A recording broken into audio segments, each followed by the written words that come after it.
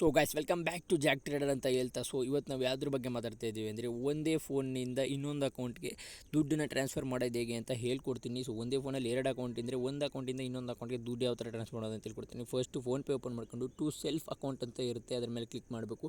So click ಮಾಡಿದ ತಕ್ಷಣ ಯಾವ ಅಕೌಂಟ್ಗೆ ಅಂತ ಕೇಳುತ್ತೆ, ನಿಮ್ಗೆ ಯಾವುದು ಬೇಕೋ ಅದನ್ನು ಸೆಲೆಕ್ಟ್ ಮಾಡ್ಕೊಬೋದು. ನಾನು ಇಲ್ಲಿ ಪೋಸ್ಟ್ ಪೇ ಅಕೌಂಟ್ನ ಸೆಲೆಕ್ಟ್ ಮಾಡ್ಕೊಂಡು ಸೊ ಇಲ್ಲಿ ಎಷ್ಟು ಅಮೌಂಟ್ ಕಳಿಸ್ಬೇಕು ಅಂತಿದ್ದಾರೆ ಅಂತ ಎಂಟರ್ ಮಾಡಿ.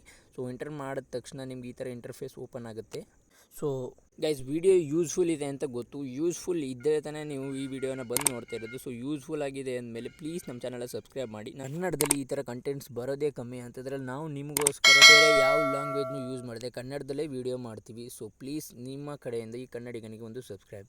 ಸೊ ಇಲ್ಲಿ ನೀವು ಪೇ ಅಂತ ಒತ್ತಿದ್ರೆ ನೀವು ಇಲ್ಲಿ ಕೋಡ್ ಹಾಕಬೇಕಾಗುತ್ತೆ. ನಿಮ್ಮದು ಕೋಡ್ ಹಾಕಿದ ತಕ್ಷಣ ಇಲ್ಲಿ ಚೆಕಿಂಗ್ ಸೆಕ್ಯೂರ್ಲಿ ಅಂತ ಬರುತ್ತೆ. ಸೊ ಸೊ ಪೇಮೆಂಟ್ ಆಯಿತು ಇಲ್ಲಿ. ಸೊ ಗೈಸ್ ನೋಡಿದ್ರಲ್ಲ, ಈ ಥರ ಒಂದು ಅಕೌಂಟಿಂದ ಇನ್ನೊಂದು ಅಕೌಂಟಿಗೆ ಒಂದೇ ಫೋನಲ್ಲಿ ಕಳಿಸ್ಕೊಬೋದು. ಸೊ ಥ್ಯಾಂಕ್ಸ್, ಸಬ್ಸ್ಕ್ರೈಬ್ ಮಾಡಿ.